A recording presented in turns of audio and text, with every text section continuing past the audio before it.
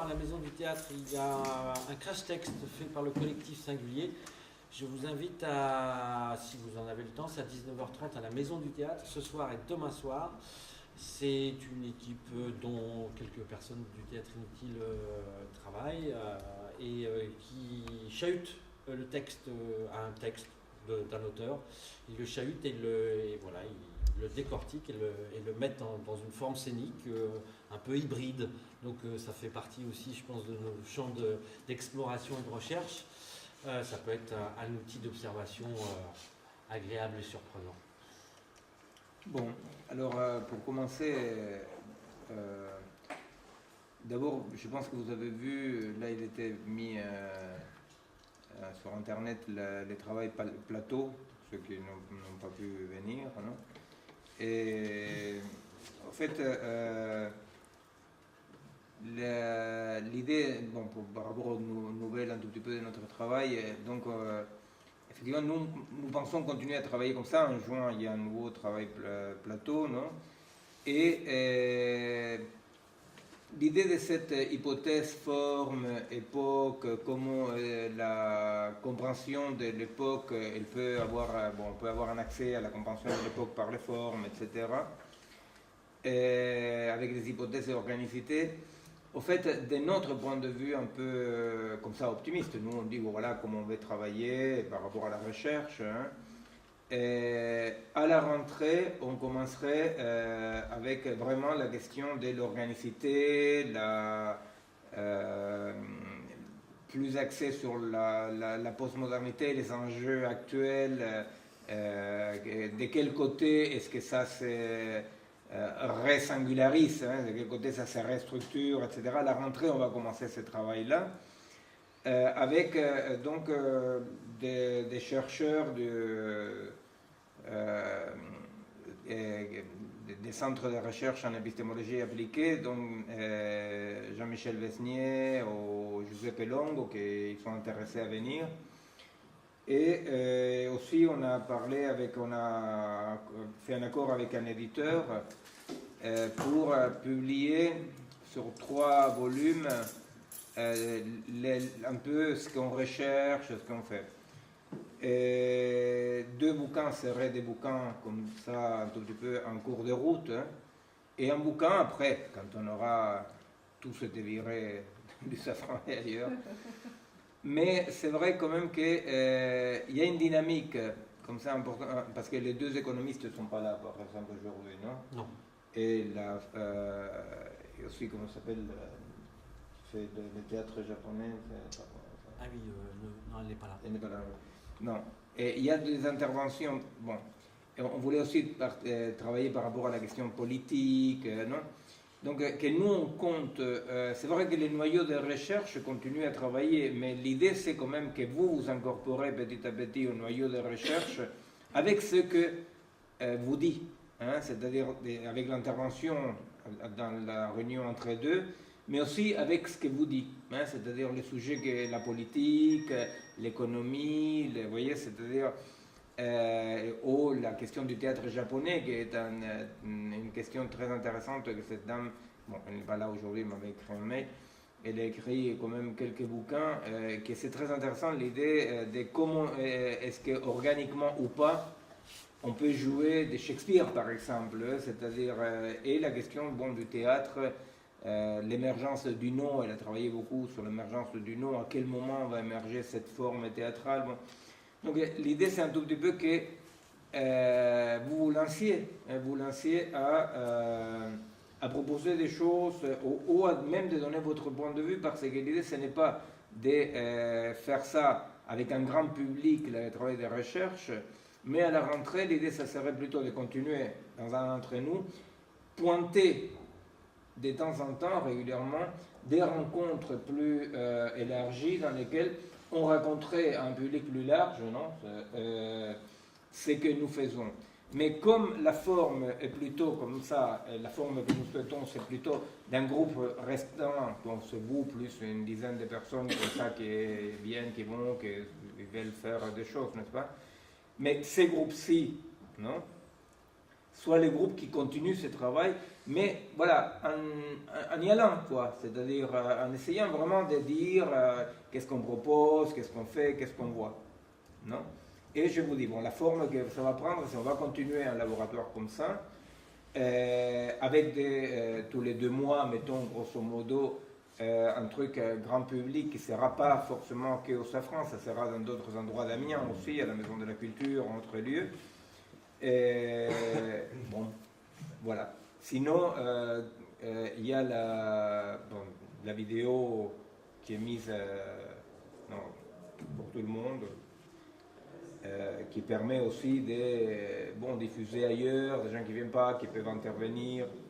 D'accord? C'est-à-dire que j'insiste sur la question dynamique, parce qu'à la rentrée, vraiment, on considère que jusque maintenant, on aura donné une base, c'est-à-dire une base, on a socialisé, comme on dirait, une base de réflexion, d'où on parle, qu'est-ce qu'on parle, et après, non, c'est pas grave. Et à la rentrée, on voulait un tout petit peu que ce soit un peu plus dynamique. Bon, j'avais 2 choses à dire par rapport à... Une, c'est par rapport à la continuation de notre travail et quelque chose qui a à voir avec ce que Marie, Nicolas et Norbert font précisément eux 3 dans la compagnie Théâtre Inutile. Il y a une problématique très très très importante de notre époque et une problématique pour nous centrale, qui est les rapports entre les artefacts, les objets, donc plus ou moins animés ou pas, ou animés mécaniquement, électroniquement, numériquement ou manuellement animés, mais les rapports avec des objets et les rapports avec l'affectivité humaine. Non? Pourquoi? Parce que vous savez, aujourd'hui pour aujourd'hui, ce qui apparaît de plus en plus, c'est cette idée de que demain, on aura des partenaires robotiques, disons, d'intelligence artificielle, etc., et qu'on aura des rapports affectifs avec eux. C'est-à-dire, plus personne ne doute qu'on a des rapports intellectuels, logiques, disons, pour être plus précis, qu'on a des rapports logiques. C'est-à-dire, quand je joue aux échecs avec mon ordinateur, j'ai des rapports logiques avec une machine qui utilise les mêmes circuits logiques que moi. Et ça y est, c'est-à-dire ça, c'est un acquis. Hein. Et il commence à être évident que les circuits affectifs des humains aussi seront articulés, hybridés. En fait, ils sont déjà, mais bon, qu'ils seront beaucoup plus dans un avenir très très proche. Ça, c'est une grosse question par rapport à quelle est l'unité qui va émerger, l'unité organique, et c'est ce qu'on va chercher à partir de la rentrée. Parce que le truc, vous voyez, c'est-à-dire, si vous vous rappelez, il y a 20 ans, par exemple, quand Kasparov commençait à jouer contre l'ordinateur, on était tous convaincus que de toute façon, Kasparov avait un truc de plus que l'ordinateur ne pouvait pas gagner. Ce truc de plus, c'était l'âme, l'humanité. Bon, l'ordinateur a écrabouillé Kasparov et tout le reste. C'est absolument impossible pour n'importe quel champion d'échecs de gagner un ordinateur aujourd'hui. Les ordinateurs de 3e, 4e génération peuvent donc se reprogrammer et apprendre de leur expérience, y compris sur les coups de jouer. Donc, ciao. De ce côté-là, les circuits logiques qui étaient considérés comme purement humains ne sont plus purement humains. Bon. Affectivement, qu'est-ce qui se passe? Bon, alors, il y a un très bon film, il est bien fait, il n'est pas chiant en plus à voir, parce qu'en général, ces films-là sont un peu chiants, qui s'appelle R. Non? H-E-E-R, non? H-E-R. Qui est justement un gars qui tombe amoureux d'un serveur électronique, je ne sais pas comment on s'appelle ça, quoi, une intelligence artificielle, non? Alors, mais c'est très bien fait, les films, parce que ce n'est pas du tout science-fiction stupide, c'est vraiment la réalité concrète. Hein. C'est-à-dire que je vous conseille de les voir, parce que ça sera intéressant pour nous avoir ça comme exemple. Moi, vous savez, dans la revue Automate Intelligent, par exemple, le mec qui dirige, Jean-Paul Bacchiast, qui est quelqu'un qui est un spécialiste de la robotique en France, ça fait longtemps qu'il dit, d'ici à quelques années, j'aurai un ami robot, j'aurai un ami robot. Du coup, nous, les amis humains, on ne veut plus les voir, parce qu'on dit, bon, écoute, que t'es ta merde avec nous, tu as tellement envie d'avoir un ami robot. Mais là, dans les films, c'est très très clair, non, parce que les mecs, par exemple, effectivement, ils utilisent les serveurs érotiques par téléphone, par exemple, pendant quelques temps, non? Et alors, on voit bien cette glissade possible, c'est très bien marqué dans les films, comment finalement, les mecs, ils s'excitent avec quelqu'un qui est dans son fantasme, dans son truc. Et lui, il est dans son truc, chacun dans son truc, vous voyez? Et donc, de là à un serveur qui, au contraire, profile le mec beaucoup mieux que la femme qui était de l'autre côté du téléphone, n'est-ce pas? Profile le mec, sait quelque chose lui dire, qu'elle excite, etc. Et après, même affectivement, n'est-ce pas? C'est-à-dire, qu'est-ce qui provoque de l'émotion? Bon. Je pense que ça, c'est un sujet très important parce que c'est considéré à tort, mais absolument à tort, comme les précarés derniers des humains. Et c'est tout à fait à tort parce qu'il suffit de voir n'importe quel enfant d'1 an, 2 ans, 3 ans qui joue avec son objet transitionnel, avec son doudou, et qui effectivement est dans un échange affectif avec son doudou, n'est-ce pas? Et qu'effectivement on voit bien que cet enfant-là, il n'a pas besoin que l'autre soit ni un animal ni un humain pour que les doudous, il y a une sélection, le doudou c'est pas n'importe quel jouet, n'est-ce pas, provoque des sentiments, n'est-ce pas? Bon, et pour aller un tout petit peu plus loin, bon, effectivement, n'importe qui d'entre nous, quand il est en train de lire un bouquin, a des émotions, dialogue avec les bouquins, est très touché, ou on écoute une musique, et la musique va réveiller chez nous des sentiments. Vous voyez, c'est-à-dire que les circuits des affects, contrairement à ce qu'on croit abusivement, naïvement, les circuits des affects n'ont absolument pas besoin d'un partenaire humain pour être mis en fonctionnement et fonctionner très bien, etc. Donc ça, c'est un truc très important parce que c'est parmi ce qu'on veut étudier de quelle nouvelle unité, les rapports, je disais Norbert, Marie et Nicolas. Pourquoi? Parce que Norbert, il fait ce qu'on appelle, à mon avis, à tort, non, des marionnettes, non? C'est-à-dire il fait des objets qui s'articulent, s'hybrident avec des comédiens, s'hybrident avec la musique. Bon, vous connaissez le théâtre de Nicolas. Et dans cette hybridation, il y a des objets quand même qui, effectivement, provoquent des émotions. Nous, on est allé voir, vous savez, la compagnie qui fait Blanca, non? Blanca Lee, qui fait du théâtre avec des petits robots, n'est-ce pas? Effectivement, c'est-à-dire, on peut programmer, ça n'a aucun problème de programmer les gestes qui, éthologiquement, provoquent des sentiments chez les humains. Vous voyez, c'est-à-dire, quand les petits robots, ils se trompent, ils tombent, ils font un petit geste comme ça, ces gestes-là sont des gestes que, éthologiquement, vous voyez, on sait tous qu'on peut tromper un oiseau, un chien, un chat, ben on peut aussi, effectivement, tromper un être humain. C'est-à-dire qu'on peut, tromper un être humain, non? C'est-à-dire qu'on peut provoquer des émotions tout en sachant que c'est un tas de ferraille de merde, mais quand même, vous voyez. Donc attention, parce que là, il y a quelque chose que nous voulons travailler sur cette singularité qui n'est plus, c'est ça la nouveauté incroyable, n'est plus du tout monopole de l'humanité. Vous voyez? C'est-à-dire qu'il y a quelque chose là de comment on va s'articuler, comment on va s'hybrider, les vivants, vous voyez, avec l'artefact, mais les barrières qui étaient deux, donc à deux étages, la barrière intellectuelle logique est sautée, et la barrière affective, à mon avis, est déjà sautée. Hein?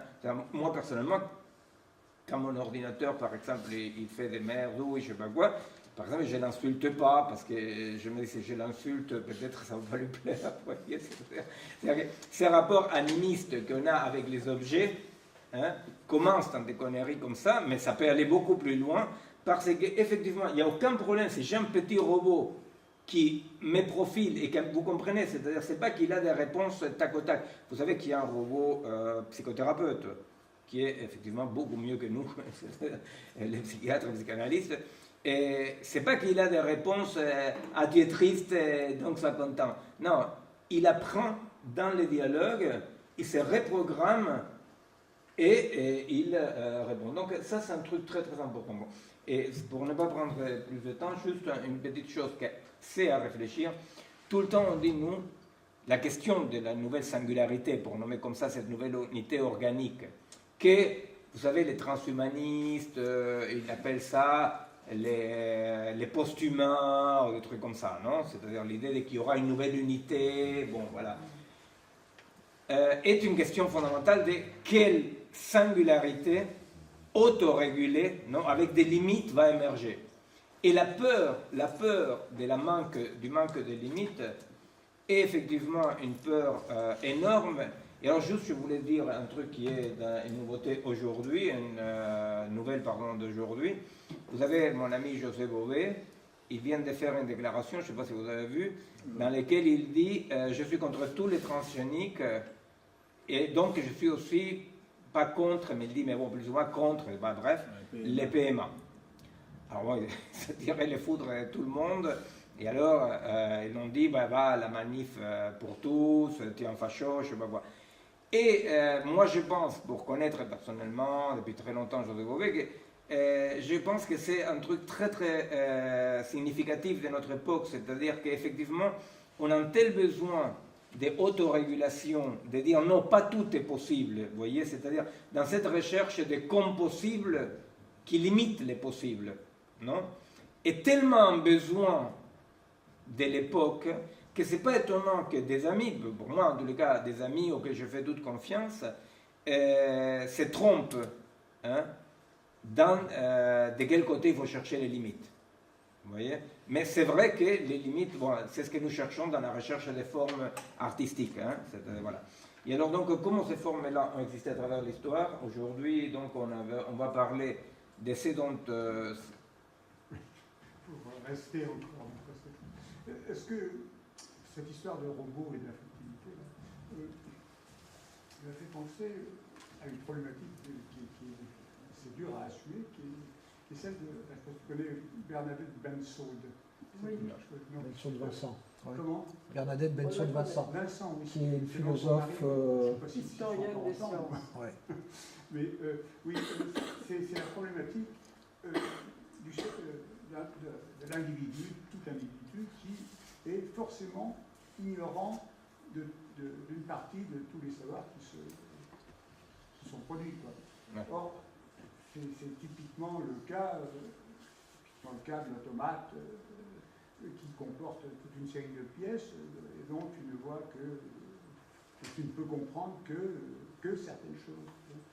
Et ça rejoint toutes les problèmes. Là, par contre, ça rejoint toutes les problématiques du savoir, qui est le propriétaire du savoir dans les circonstances où nous vivons. Qu'est-ce que c'est? Que fait cette production d'ignorance, quoi? Des fois qu'on produit du savoir, on produit autant d'ignorance dans son voisinage que parce qu'on va être lu par quelques dizaines de personnes et puis il y en aura donc des milliards qui ne seront pas. Quoi. Voilà, et bon, là, c'est justement un des sujets qu'on va développer quand on sera au cœur du sujet, mais si tu veux, nous, comme on travaille avec le groupe là du CREA, avec Besnier, Long, avec ces gens-là, une des pistes fondamentales, c'est la différence entre information et code et transmission non codable.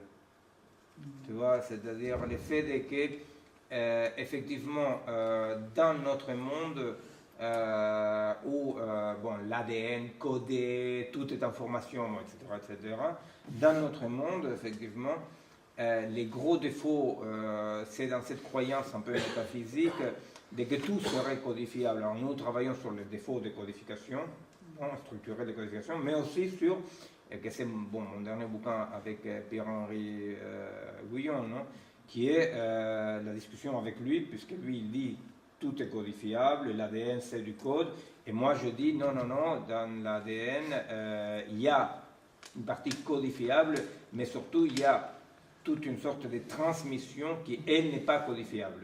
Et je pense que ça passe par là. Pourquoi? Parce que dans ce que Marie va nous présenter, par exemple, du costume, on verra des choses que nous pouvons codifier qui parlent de l'époque, mais surtout la compréhension de l'époque, la compréhension la plus profonde de l'époque, elle vient par l'accès direct esthétique au non codifiable.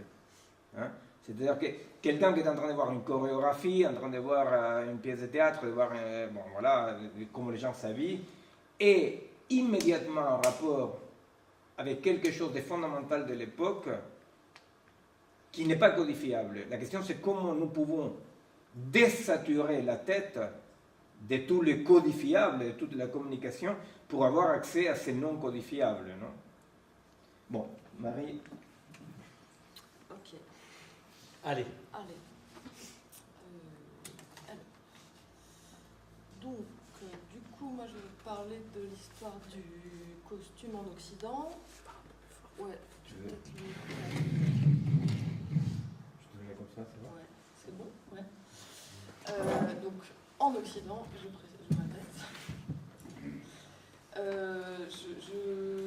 Je parle essentiellement du vêtement et non du costume de théâtre, qui serait un autre chapitre à développer, parce que déjà là, c'est extrêmement dense. Donc voilà. Je vais commencer juste par une petite introduction avec des petites réflexions, questionnements. Quand on s'intéresse à l'histoire du costume, on se demande pourquoi on s'habille, pourquoi les premiers hommes se sont habillés. Il y a différentes fonctions qui se tissent dans le vêtement.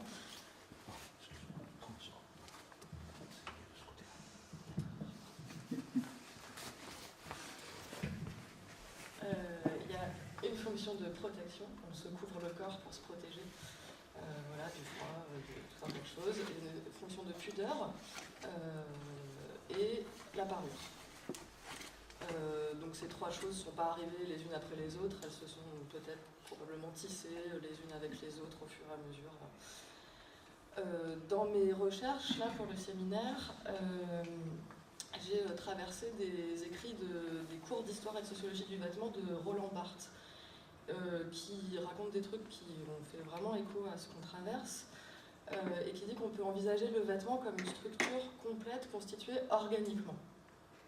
Donc voilà, tout de suite, organique. Constituée organiquement et par un réseau de normes.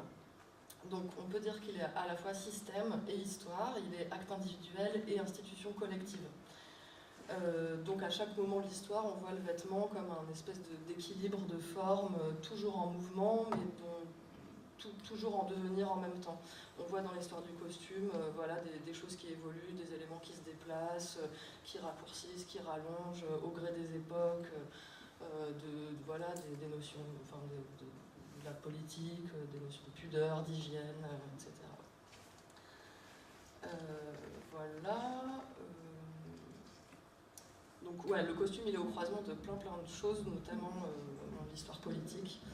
On le voit par exemple avec l'exemple des sans-culottes à la Révolution française, où il y a une appropriation du pantalon par les révolutionnaires en opposition aux culottes qui sont portées par les aristocrates, et avec voilà, un mouvement de repenser le costume du citoyen, du révolutionnaire.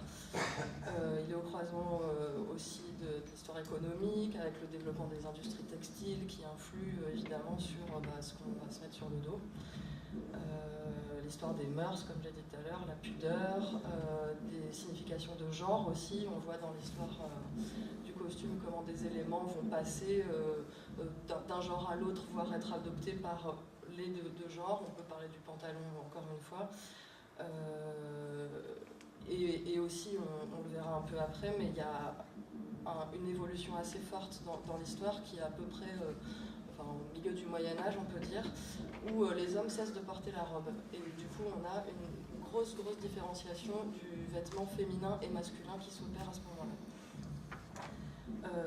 Voilà, il est aussi articulé avec l'histoire religieuse, évidemment. On va le voir après, comme la christianisation de l'Europe développe un costume uniforme qu'on retrouve dans toute l'Europe, avec une forme de costume universel. Il y a aussi l'histoire de la mode, évidemment, et l'histoire du corps, puisque le vêtement, on ne peut pas le penser indépendamment du corps qui le porte, et de ses pratiques surtout. Sinon, un vêtement sans un corps, c'est un objet. Voilà. Juste pour finir là-dessus, il y a deux mots qui sont importants. Je les ai employés déjà là un peu dans tous les sens. Donc il y a le mot habillement, vêtements et le mot costume. Je vous donne juste un petit exemple pour marquer la différence entre ces deux termes. L'exemple, c'est donc les premiers soldats romains, on va imaginer, les premiers soldats romains qui ont jeté sur leur dos une couverture de laine, dans un acte de protection, pour se protéger de la pluie par exemple.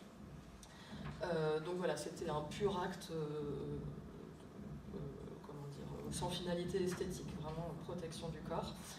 À partir du moment où ça s'est opéré, le geste il va être réglementé par le groupe social et le vêtement il va accéder au système et va devenir codifié et devient par là costume, sans finalité esthétique.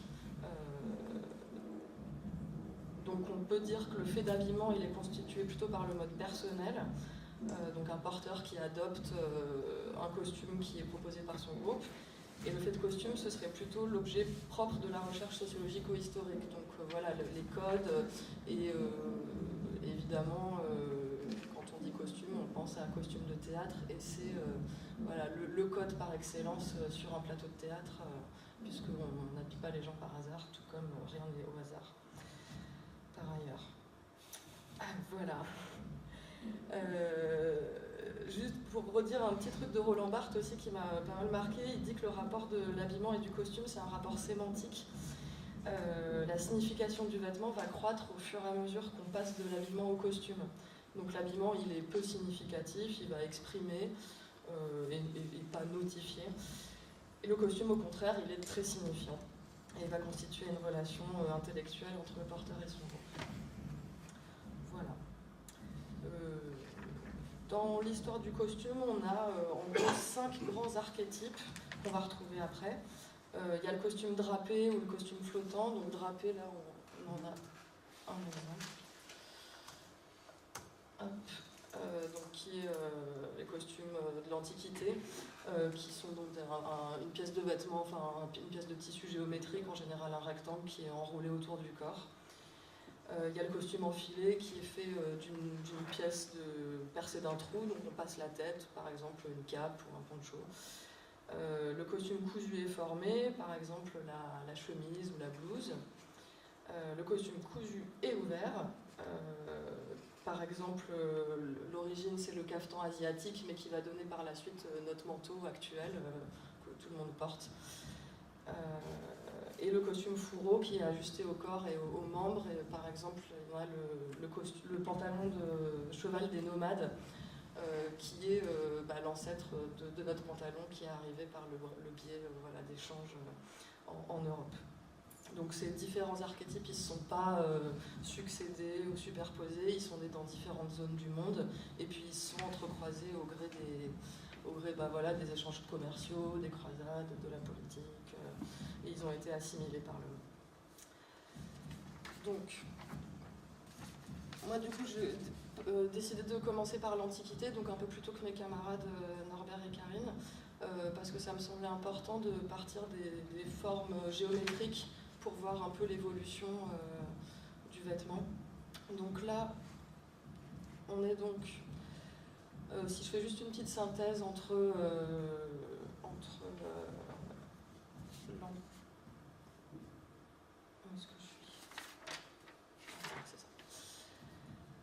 juste une petite synthèse sur l'Antiquité en parlant de la Grèce antique et de la République et de l'Empire romain. On a deux types de vêtements principaux qu'on va retrouver tout au long de l'histoire du costume. Des vêtements longs pour les classes aisées et élevées et des vêtements plus courts pour les travailleurs et les militaires. Avec un truc intéressant, c'est que la plupart des vêtements sont communs aux hommes et aux femmes, comme je le disais tout à l'heure. Il y a des petites variantes, mais on a des formes vraiment similaires. Voilà, on a déjà des vêtements de dessus et de dessous. Et donc voilà, c'est des formes géométriques, donc c'est des rectangles qu'on drape ou qu'on ceinture, voilà, avec tout un tas de possibilités du drapé. Donc là, on est en Grèce antique. Voilà, ça c'est une statue de Tanagra. Fin du IIIe siècle avant Jésus-Christ. Donc pareil, c'est le grand manteau dans lequel les hommes et les femmes s'enveloppent. s'appelle limation. Voilà, là, donc on a toujours ces mêmes formes. Donc là, c'est plutôt un vêtement de dessous, sous le manteau, qui est juste attaché aux épaules et maintenu à la taille, mais pareil, on est dans des formes géométriques. Voilà, ça c'est le chiton.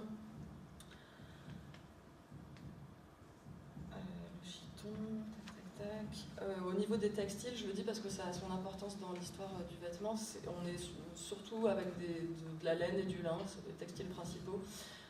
C'est important parce que à un moment donné, quand d'autres textiles vont arriver, notamment d'abord de l'Empire byzantin et ensuite d'Orient par le biais des croisades, on va avoir des tissus beaucoup plus légers qui vont habiller complètement autrement le corps. Puisque là, du coup, on a des formes qui enveloppent le corps, mais qui ne vont pas le mouler, qui sont amples, qui sont flottantes, et qui vont pas épouser les reliefs du corps, comme peut-être peut le faire la soie ou ce genre de tissus qui vont être beaucoup plus subtils dans le volume. Voilà. Et je finis par, ça c'est juste un petit dessin, c'est les cothurnes. Bon, il y a un débat apparemment sur le nom, mais je vais les appeler cothurnes. C'est des sandales qui étaient portées par les Grecs et notamment qui étaient utilisées dans le théâtre antique grec, mais avec un volume beaucoup plus important, avec des semelles compensées gigantesques qui du coup faisaient apparaître les acteurs tragiques d'une manière assez impressionnante. Voilà.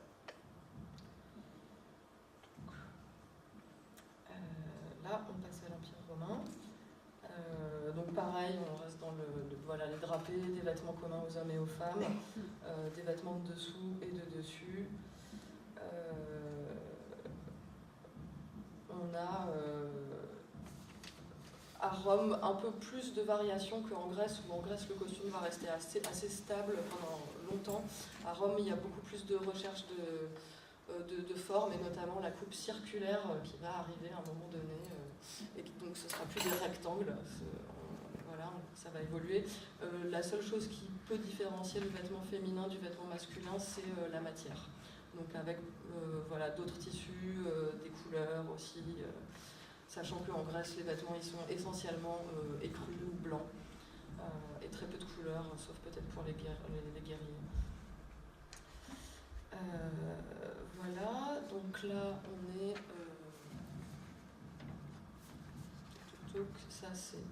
ça c'est l'empereur Auguste, 2e siècle avant Jésus-Christ, le citoyen, l'empereur Tibère, donc voilà on voit différentes variantes de drapés. Ça c'est la version féminine, donc c'est une statue d'une patricienne qui porte ce qu'on appelle la stola, donc pareil, un vêtement drapé maintenu à la taille. Ça c'est des fresques de Pompéi qui datent du 1er siècle avant Jésus-Christ, où donc on voit bien les superpositions de formes et les couleurs, notamment. Voilà. Alors là, on voit pas très bien. Je l'ai mis parce que c'était important. Au centre de l'image, on voit un des guerriers qui a une espèce de caleçon.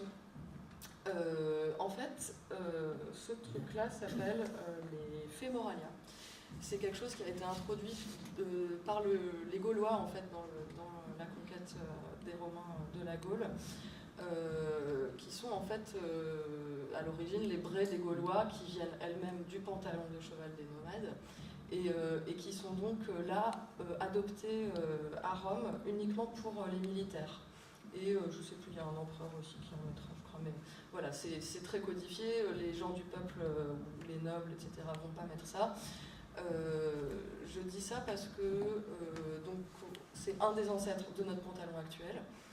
Et on voit dans l'histoire du pantalon que voilà, à travers les braies et plus tard l'évolution du pantalon, c'est souvent l'apanage des barbares, des ouvriers, du bas peuple. Voilà, Une question, dans les rectangles, il y avait des sous-vêtements ou pas? Alors, justement, je vais y venir après. Il y a, voilà, on a des traces des mosaïques, ça c'est en Sicile. Donc a priori, il y a un pagne de dessous pour les hommes. Et chez les femmes, il y aurait une sorte de bandeau, de poitrine. Comme des sous-vêtements. Voilà, comme des sous-vêtements. Ouais. Donc voilà, ça c'est le fémoralia. Au niveau des chaussures, ça j'ai mis aussi, donc c'est la calcéus, donc il y a plein de formes qui sont portées uniquement par les citoyens, qui sont interdites aux esclaves. Cette chaussure-là va évoluer dans l'histoire et va donner plus tard ce qu'on appelle les chausses, qui sont des sortes, on pourrait appeler des sortes de bas, quoi, qui vont couvrir la jambe, d'abord jusqu'à mi-mollet, ensuite jusqu'au genou, et qui vont monter progressivement et qui vont être en articulation avec d'autres éléments de costume. Voilà, donc ça c'est notre sandale. C'est pas mal. Sandale. Donc voilà, ça c'est les fresques en Sicile. C'était bien. C'était bien. Donc je finis là-dessus. Tac. Aussi pour dire que dans ces sociétés-là, le vêtement il est aussi codifié. On a des vêtements d'apparat pour les magistrats avec certaines couleurs qui sont réservées à certaines personnes pour certaines fonctions. Il y a des édits impériaux qui codifient le costume. Voilà. Et il y a une forme de tunique qui existe déjà à Rome au IIe siècle, qui est la dalmatique. Donc ce nom, il vous dit certainement quelque chose, puisqu'on le retrouve encore aujourd'hui dans le vestiaire liturgique, et qui est en fait une tunique qui est commune aux hommes et aux femmes, et qui est portée voilà, par tout le monde. Elle est mentionnée dans un décret qui spécifie que c'est bien un vêtement commun, féminin, masculin. Donc voilà, plus tard, on verra qu'elle sera adoptée dans le vestiaire liturgique.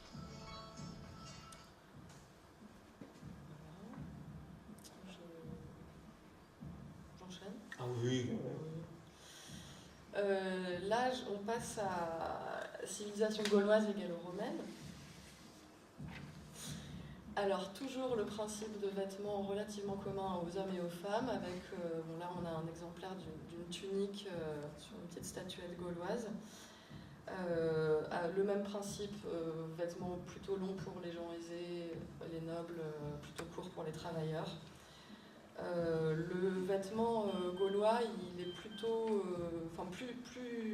plus pratique, on va dire, que ce que pouvaient être les drapés grecs et romains. Et d'ailleurs, à la conquête de la Gaule, il va y avoir énormément d'influence gauloise dans le vêtement romain, avec l'adoption de ces formes de tuniques qui sont beaucoup plus pratiques et qui seront adoptées en dépit des toges qui, à un moment donné, atteignent des proportions juste faramineuses et qui sont abandonnées par les gens du peuple qui, c'est pas pratique, quoi, tout simplement.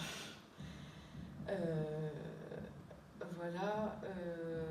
En Gaule, on a beaucoup de couleurs voyantes, avec beaucoup de teintures végétales, beaucoup de motifs, toujours de la laine, du lin, éventuellement des peaux et des fourrures. Donc on a un principe de tunique, voilà, pour les hommes et pour les femmes. Donc ça, c'est une statue d'un dieu gaulois qui date 2e, 3e siècle après Jésus-Christ. Ça, c'est un bas-relief qui représente des tuniques de femmes. Voilà, il semblerait que peut-être la seule différence entre vêtements féminins et masculins, ce soit la longueur de la tunique, un peu plus courte pour les hommes et plus longue pour les femmes. Alors peut-être déjà avec une histoire de pudeur ou de cacher le corps. Des manteaux, donc ça c'est le bardo-cuculus, qui est un célèbre manteau gaulois très répandu et qui arrive à Rome aussi. Bardo-cuculus. Oui. Ça te plaît aussi? Oui. Voilà, ça c'est une petite. Alors on voit. Ah oui, voilà. Ça c'est une petite statuette fin du 6e siècle avant Jésus-Christ, où on voit donc la tunique et on voit. Alors bon, c'est pas très évident, mais donc les Gaulois, eux, adoptent les braies, qui sont donc. On verra après d'autres images qui vont préciser un peu ce que peuvent être les braies. Qui sont donc des caleçons longs, retenus à la taille avec une ceinture, et qui sont portés à partir du 2e siècle avant Jésus-Christ. Donc c'est l'ancêtre de notre pantalon. Et elles sont portées avec les chausses, donc on voit des espèces de losanges sur les jambes du personnage. Donc c'est des sortes de bas qui vont recouvrir les pieds et les jambes et qui sont maintenus par des bandelettes. Voilà.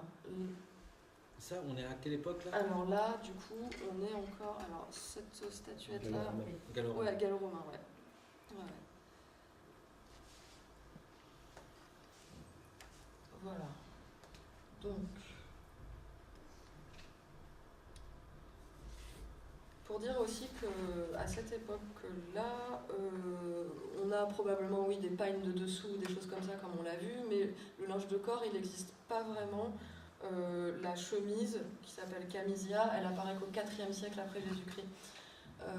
Donc dans le principe d'avoir un vêtement sous les autres vêtements qui va faire une première base de protection, quoi. Voilà.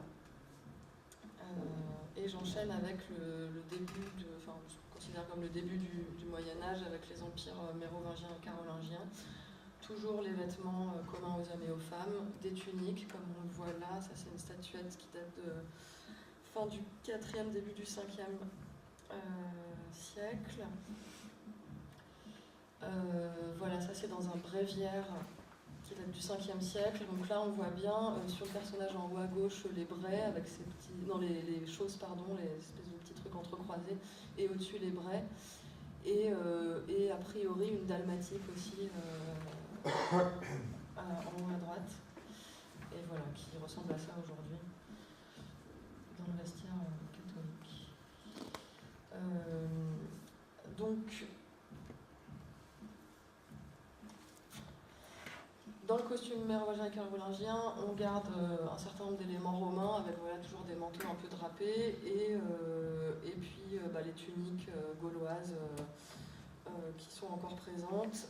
Donc il y a différentes sortes de tuniques. On a parlé de la dalmatique qui est toujours présente et qui est portée par tout le monde. L'aube aussi, et la chasuble. Donc c'est des termes qui aujourd'hui font vraiment écho, encore une fois, à la religion catholique, mais qui à l'époque sont des vêtements qui sont portés par tout le monde, quoi, qui sont des vêtements laïques. Voilà, donc en plus de ces éléments-là, il va y avoir des éléments étrangers, une grosse diffusion des braies, surtout pour les paysans, les ouvriers et les guerriers. Elles arrivent à la cour, on date à peu près du 9e siècle après Jésus-Christ. Elles sont présentes dans le costume habituel de Charlemagne. Donc ça montre un passage d'un vêtement considéré comme plutôt barbare et pauvre à une entrée dans une noblesse, quoi. Au niveau des textiles, c'est toujours des toiles assez rudes et épaisses pour le peuple et des toiles plus fines et de couleur pour les hauts dignitaires. Et le costume, il va s'enrichir, les matières du costume vont vraiment s'enrichir avec les importations de tissus de l'Empire byzantin. C'est-à-dire, excuse-moi, Ouais. parce que c'est dont Duby parle non, par rapport au costume, c'est qu'effectivement l'étoffe était ce qui faisait la différence. Ouais. Ouais. Et la couleur aussi, a priori. Alors, je ne suis pas très précise là-dessus, mais...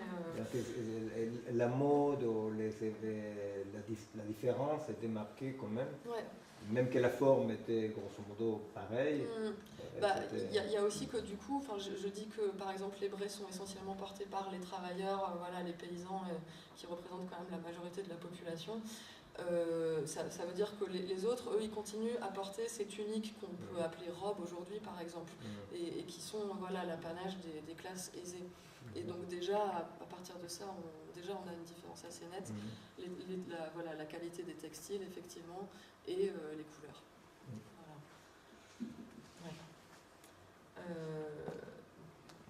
Les vêtements dont j'ai parlé là précédemment, la dalmatique, l'aube, la chasuble, c'est à partir du 6e siècle. Elles vont être adoptées par la religion chrétienne et elles vont disparaître du costume civil progressivement. Donc ça indique les prémices de ce qu'on va voir un tout petit peu après, c'est-à-dire l'uniformisation du costume long qui va se développer dans toute l'Europe avec la christianisation intensive, avec les croisades, etc. Mais j'en parlerai un petit peu plus précisément après. Là, on est... Donc oui, voilà, ça c'est une statuette de Charlemagne, date du 9e siècle. Et enfin, là, on a une fresque qui date du 9e aussi, la lapidation de Saint-Étienne, avec l'opposition costume long, costume court, encore des formes d'espèces toge, cape portée et la tunique courte. La noblesse, non, avec le truc long. Ouais. Bah, toujours, oui, ça marque. Il ne se laisse pas trop lapider, là, non? Non.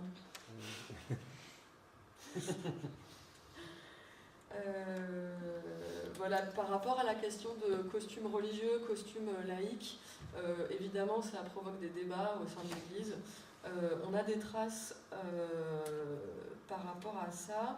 Il y a par exemple au 5e siècle le pape Célestin Ier qui blâme l'usage d'un costume spécial au clergé. Lui, il dit que le clergé doit se distinguer des fidèles ou des autres par la doctrine et pas par l'habillement. Voilà, il y a aussi évidemment des discussions sur la similitude des costumes féminins et masculins, notamment au sein de l'Église. Et donc il y a des décrets qui sont tentés, qu'on essaye de poser, notamment le pape Agathon au 7e siècle, qui essaye d'imposer une distinction. Apparemment ça ne marche pas trop. Voilà, mais c'est des questionnements qui sont là, costume laïque, costume religieux, costume féminin, masculin.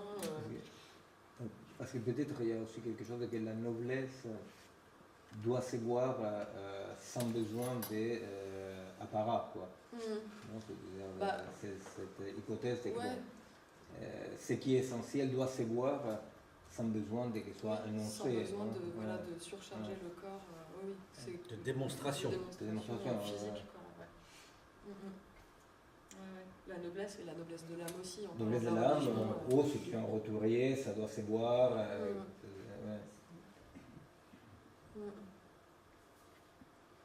Il y a tout, comme tu dis, c'est tout un truc sur ce qu'on donne à voir, le visible, le non visible, qu'est-ce que ça veut dire.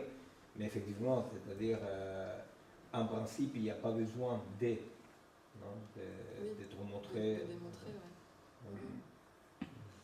Et chose qui va énormément changer après, justement. Du coup, C'est-à-dire Alors, c'est-à-dire... ça va changer, sois patient. On y arrive. Prochain chapitre.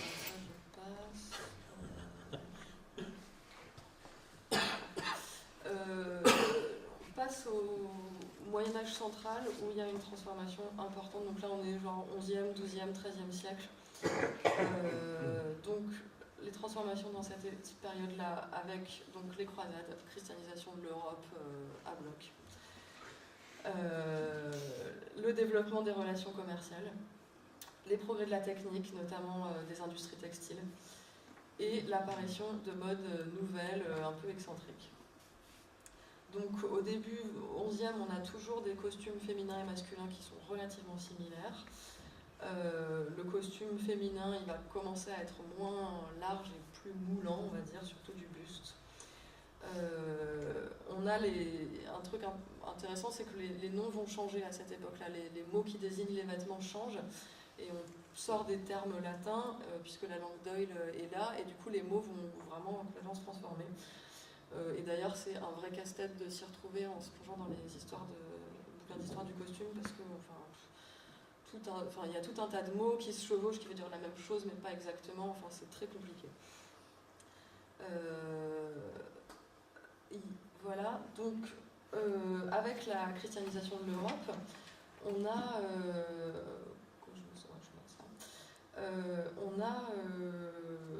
donc un développement considérable du costume long, puisque précédemment l'Église emprunte un certain nombre de formes issues du vestiaire laïque pour dire maintenant c'est nos vêtements reconnaissables, on est religieux. Et du coup, ce costume long va se développer et on trouve des traces dans toute l'Europe, surtout à partir du XIIe siècle. Et évidemment, surtout pour les classes élevées et riches. Le costume plus court va continuer d'être la base des travailleurs et des pauvres. Et il ne se modifie pas beaucoup jusqu'à la fin du Moyen-Âge. Il y a quand même des petites évolutions, des trucs qui percent un petit peu, mais c'est vrai que c'est assez... pas beaucoup modifié. Donc avec cette apparition de ce costume long dans toute l'Europe, on a une forme de costume unifié, de costume collectif, avec ce qui va permettre du coup une généralisation d'une sorte d'image de fraternité, un costume général et un personnel. On n'a pas de notion d'individu. Voilà, pas de, voilà, chacun n'a pas son vêtement qui le personnalise. On a un vêtement impersonnel et qui, du coup, va exprimer un caractère universel. Tout comme les croisades vont unifier la chrétienté dans un même élan. Voilà, donc du coup là on a, bon là c'était pour, ça c'est au XIIe siècle, c'est un commentaire du livre de Job, donc on voit l'opposition costume long, costume court, donc a priori le serviteur il est plutôt dessous, hein, en costume court, et là on voit apparaître aussi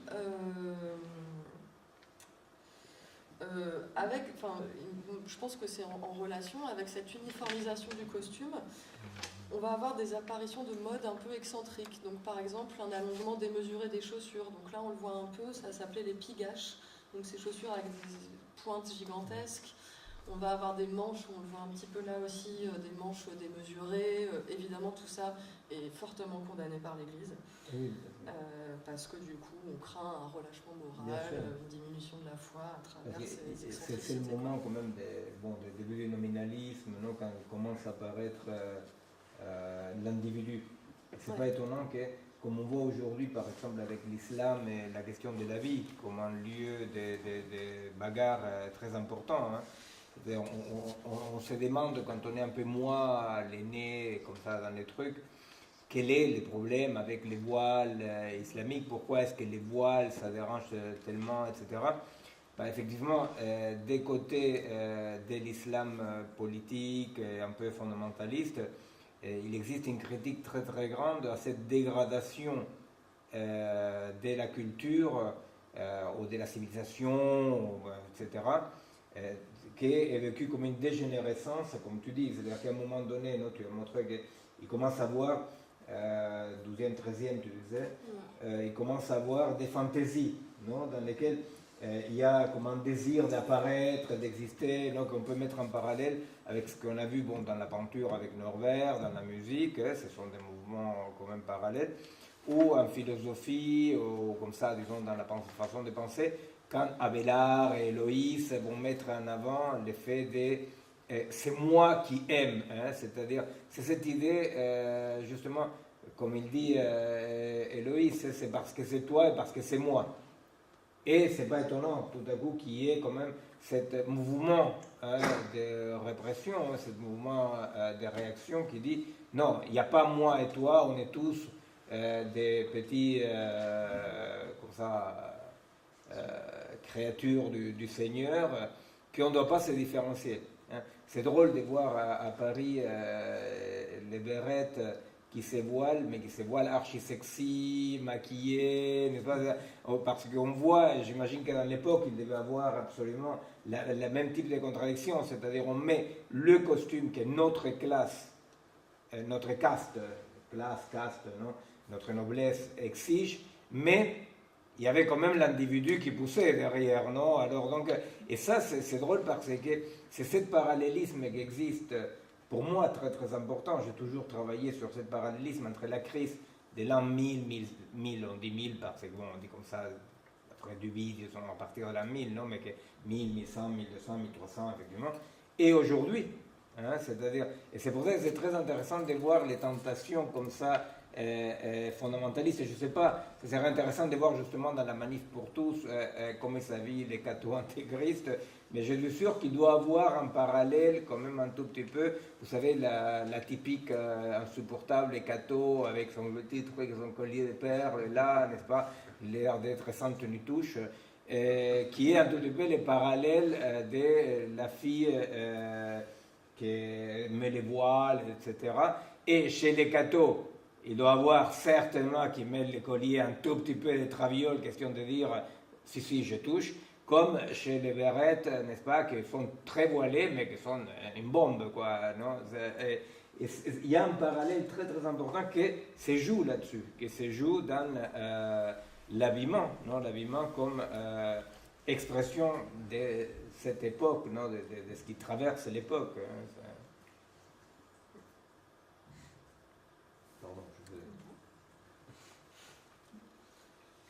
Vous voyez bien, là, parce que je ne sais pas si vous voyez là les pages qui est en cours, non? Et les personnages nobles en long, non? Ça, vous le voyez, ça, non? Je cherchais si j'avais mon super... laser. Mais je ne l'ai pas. Voilà. Là, donc, on est encore dans... Ça, c'est encore une fresque religieuse. Le miracle de Saint-Gilles. Là, on voit donc sur le personnage au milieu, on voit donc ce que depuis tout à l'heure on appelle les braies. Ce sont donc ce vêtement un peu drapé et flottant. Et en dessous les chausses. Voilà. Et donc Saint-Gilles qui donne son surcot gracieusement. Donc là, du coup, on a voilà, différentes tuniques qui vont se superposer. Ça, c'est un dessin qui vient d'un carnet d'un architecte Villard de Honnecourt, juste pour montrer voilà, la similarité féminin-masculin. Voilà, c'était intéressant. Donc ça date du 1220-1230, donc le 13e. Là aussi, donc voilà, on a quand même quelque chose d'assez uniforme, il y a des petits motifs. Après, bon, dans toutes mes sources, là, c'est des peintures, des dessins. Évidemment, il y a la notion de représentation qui joue. On n'est évidemment pas certain que ces costumes-là soient précisément ceux qui existaient, puisque, voilà, peut-être c'est plus des formes de tradition picturale, de représentation du vêtement. Bon, il y a toujours ce petit flou, mais bon, on voit quand même des choses qui émergent. Là aussi, donc costume féminin, masculin, extrêmement similaire, avec là l'apparition d'une coiffe assez étonnante. Donc là, on est en Grande-Bretagne, 1320-1340, c'est dans un psautier, le psautier de Luttrell.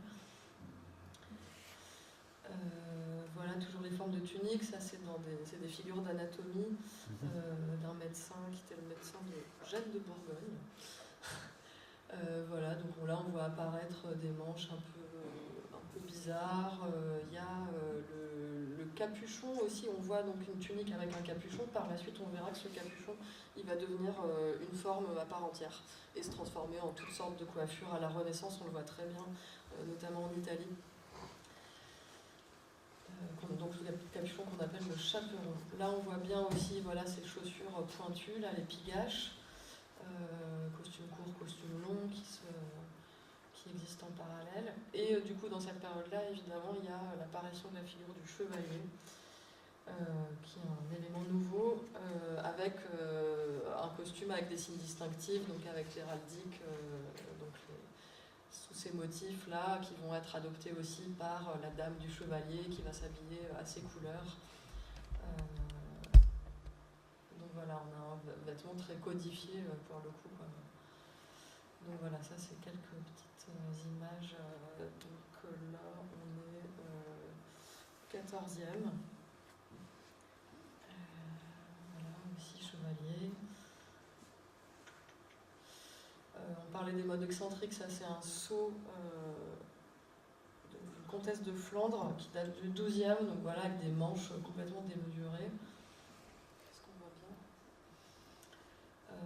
Là, j'avais pris ça aussi, c'est une petite un petit dessin d'une danseuse et d'un troubadour. Je trouvais intéressant par rapport au motif. Je ne me suis pas beaucoup plongée dans la question, mais visiblement, il y a des costumes extrêmement spécifiques pour ces personnes-là, avec des couleurs, enfin voilà, il y a quelque chose de très codifié. Dans cette période-là aussi, il y a un gros progrès de l'industrie textile, avec la naissance de grandes industries en Flandre, dans le milieu de la France, dans le nord de l'Italie aussi.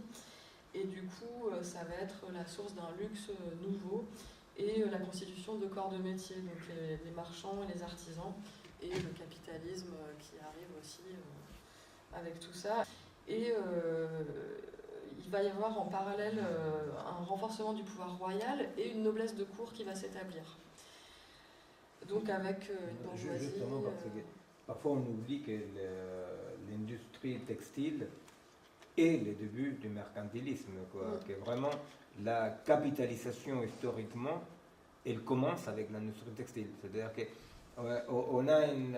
Voilà, c'est-à-dire comme on est toujours un peu noyé dans son époque, on a du mal à se mettre dans ça. Mais voilà, c'est-à-dire les débuts des capitalisations, les débuts d'existence d'excédents, vous voyez, d'un excédent capitalisable, qui est le début du mercantilisme, commence avec le développement de l'industrie textile. C'est-à-dire que là, est en train de se passer quelque chose de très important dans lequel l'échange des tissus, parce que c'est ça, qu'est-ce que s'est échangé, qui s'est vendu, c'est surtout ça, c'est-à-dire marque le début d'un marché différent, qui n'est plus le marché, vous voyez, qui pouvait avoir jusque-là un peu partout, que c'est un peu un marché pré-mercantile, qui est un marché d'échange, un marché comme ça de régulation. Bon.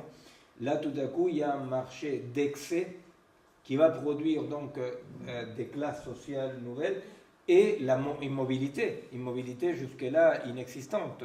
Alors ça, c'est très très important par rapport à l'histoire du costume, parce que dans l'utilisation des tissus, voilà, il y a les débuts d'une révolution. Bon, plus tard, mais pas énormément plus tard, la révolution industrielle en Grande-Bretagne, en Angleterre, la révolution industrielle, qu'est-ce qu'ils fabriquaient? Dickens, de quoi il parle? Il fabriquait des tissus. Vous voyez, c'est-à-dire, il n'y a pas fabrication d'autre chose. Et souvent, on oublie ça, n'est-ce pas? On oublie l'importance de ces tissus-là, qui est le début d'une révolution fondamentale. La dernière fois, on parlait un tout petit peu, j'ai présenté ce qu'on nomme l'Anthropocène, vous voyez, le début de cette modification radicale de notre écosystème global, non, par l'homme. Ça commence avec la révolution industrielle, qui est la première fois qu'il y a une production qui est une production largement excédentaire dans le sens de que c'est pour capitaliser, et avec un remaniement global. Vous voyez, c'est inimaginable comment tout à coup ça va commencer à tout changer. C'est-à-dire que les idées du nominalisme d'Abélard, d'Héloïse, les hérésies cathares et les hérésies autres, n'est-ce pas? Tout ce type de mouvements très très importants vont aboutir à ces moments. Là, il faut dire ces moments, c'est quoi? C'est 1500, n'est-ce pas? Le moment, grosso modo, pour dire qu'il y a un pivot. 1500 qu'on a vu avec Norbert, on a vu avec Karine, qui est grosso modo le moment dans lequel vraiment le monde va changer. Le monde va changer et voilà, par la suite Kepler, Galilée, c'est-à-dire cet autre monde qui est le début de notre monde, non? Et que dans les tissus, effectivement, on le voit très clairement avec ce développement. Voilà. C'est là où on dit forme et époque, n'est-ce pas? C'est-à-dire, tout à coup, cet habillement, ces tissus, n'est-ce pas, qui sont quelque chose d'immédiatement. L'hypothèse est celle-là, l'hypothèse c'est que quelqu'un qui est en train de voir l'explosion des tissus, l'explosion des préoccupations pour l'habillement, etc., sans du tout le réfléchir, est en train d'être en contact avec quelque chose de fondamental de l'époque, non? Parce qu'effectivement, dans la postmodernité, comme je disais la dernière fois, l'habillement ne reflète plus un paysage. Mais c'est le paysage postmoderne, vous voyez, c'est-à-dire l'habit raconte ce que la personne veut raconter ces jours-là, dans une sorte de libre arbitre un peu stupide de la postmodernité, vous voyez, qui est de dire, voilà, aujourd'hui je m'habille avec des jeans troués, comme si j'étais on the road again. Non? Et demain, je m'habille comme si j'étais voilà, un aristocrate, mais ça ne raconte plus aucun paysage. Et à la fois, donc, par ricochet, raconte ces paysages de la déconstruction postmoderne dans lesquels, vous voyez, par exemple, il y a les tribus, vous voyez, les gens apprennent par profilage extérieur à eux à quelle tribu ils appartiennent. Vous voyez, j'ai un voisin très très sympa qui un jour il a découvert qu'il était hipster. Je crois que c'est comme ça qu'on dit, non? C'est ça? Hipster. Bon, je ne savais pas que c'était hipstérique, je dis, peut-être il a un défaut de prononciation. Et alors donc quoi, un jour, en regardant sur Internet, il regarde sa chemise à carreaux, il regarde son vélo à pignon fixe, il regarde sa barbe de naissance, il dit, il y a une révélation, je suis un hipster. Bon, vous comprenez, c'est-à-dire c'est cette idée dans laquelle l'extériorité définit, mais en éliminant toute antériorité. C'est-à-dire que plus l'extériorité définit, moins il y a d'antériorité. On dit en termes épistémologiques, plus la mesure elle est affinée, plus les mesurés disparaît. Vous voyez? Et on voit bien que là, dans les périodes qu'est en train d'évoquer Marie, on est très très très loin, mais on commence, vous voyez, à voir ces changements. Non? Jusque-là, le costume, les habits parlent de quelque chose d'immuable. Non? Et là, on commence, n'est-ce pas, on commence ce qui est maintenant fini, hein, qui est, voilà, ces moments aujourd'hui dans lesquels il n'y a rien dedans parce que tout ce qui compte, c'est un exosquelette. Hein, cet exosquelette auquel on est tenu de s'identifier. Vous voyez, c'est quand même pas rien, vous voyez, l'effet de que l'information sur qu'est-ce que je suis me vient de l'extérieur. Pour ceux qui connaissent effectivement le structuralisme, Lacan, on dit oui, la vérité du sujet vient de l'extérieur, d'accord, mais cet extérieur-là, ça n'a rien à voir avec ce que je dis là, hein, c'est-à-dire, c'est pas que j'apprends par rapport à le grand autre, on ne parle pas de ça, on parle là vraiment d'une extériorité tout à fait artificielle le monde Lego, hein, le monde Lego, hein, de la postmodernité, dans lequel voilà, quelqu'un apprend par une communication codée à quoi sa forme extérieure, à quoi ça correspond, avec un désir très fort d'éliminer toute forme intérieure. Non, parce que tout ce qui chez mon voisin ne correspond pas à un hipster est gênant, vous voyez, c'est gênant. Tout ce qui est de l'antériorité ne correspond pas. Vous voyez, et vraiment là, dans cette période que Marie évoque, c'est la période dans laquelle commence le monde qui est aujourd'hui fini. C'est vraiment la bascule aussi parce que du coup, avec le développement du capitalisme, il y a effectivement des marchands, enfin une bourgeoisie qui s'installe et qui va concurrencer la noblesse en termes d'habillement, qui veut aussi voilà, avoir sa parure. Et du coup, on date à peu près l'apparition de la mode à cette époque-là, au XIVe, et aussi avec un changement majeur qui est l'apparition du costume court pour les hommes. Je vais y revenir juste un tout petit peu après. Donc ouais, voilà, on a un accroissement du luxe, la bourgeoisie imite les seigneurs, enfin, donc voilà, il y a une espèce de, comme ça, de cours qui commence à se constituer, avec des modes qui commencent à passer, des modes donc excentriques éventuellement, et du coup des ordonnances aussi, des ordonnances somptuaires, on appelle ça, qui sont réclamées par la noblesse pour légiférer par rapport au costume, puisque du coup la noblesse se reconnaissait justement à ce moment-là à sa différence, à la préciosité des tissus, à l'éclat des couleurs, etc. Et là, du coup, il y a toute une partie de la population qui vient se mélanger et qui fait qu'il n'y a plus de distinction. Quoi. La théorie du genre, donc, ouais. La théorie du genre dans les costumes. C'est ça. Et du coup, voilà, donc il y a des ordonnances qui disent que voilà, certaines couleurs, certaines formes, certains ornements sont interdits à la bourgeoisie, il y a un nombre limité de vêtements par an, enfin voilà, des fourrures interdites ici, et on voit ça dans toute l'Europe. J'avais noté voilà. Bon, visiblement, elles ne sont pas beaucoup suivies.